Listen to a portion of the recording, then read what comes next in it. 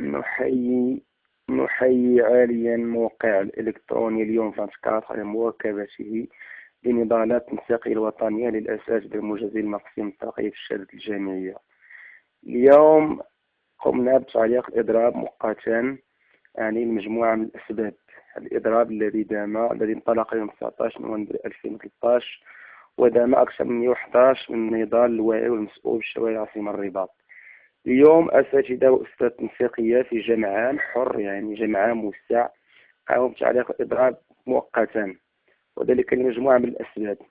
أولها إعطاء فرصة للنقابات بمالية الوزارة من أجل إيجاد حل عادل ومنصف للفئتين، ومن أجل كذلك تجميد كل الإجراءات التعسفية التي بدأت تقوم بها الوزارة في حق أساتذة المضربين من توقيفات من الأجرة، وكذلك القرارات ديال العزل التي الوزارة تقول أنها بصدد مجموعة من الدفعات في حق الأساتذة. إذا أعطينا هذه الفرصة للوزارة وللنقابات من أجل توقيف كل هذه الإجراءات التعسفية، ومن أجل البحث عن مخرج ووضع حد لهذا الاحتقان.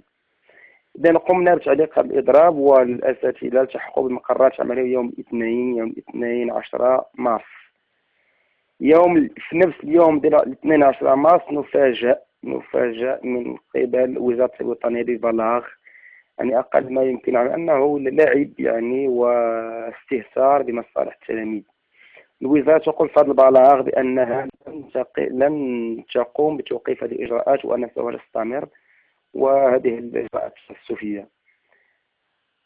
قبل ذلك النقابات التي جلست في طاولة الحوار مع السيد وزير التربية الوطنية 6 مارس، يعني جل هذه النقابات قاموا بإصدار بلاغات يقولون فيها بأنهم تم التوصل إلى حل مع الوزارة، وأن الوزارة تتعهد بتوقيف كل هذه الإجراءات. إذا الوزارة خرقت هذا الاتفاق، يعني وتدل يعني وبالملموس على أنها لا تريد حل هذا الملف، وأن هناك ربما جهات أخرى تسترزق على هذا الملف وتريد أن يستمر احتقان، ولا يهمها مصلحة التلميذ كما تتبجح.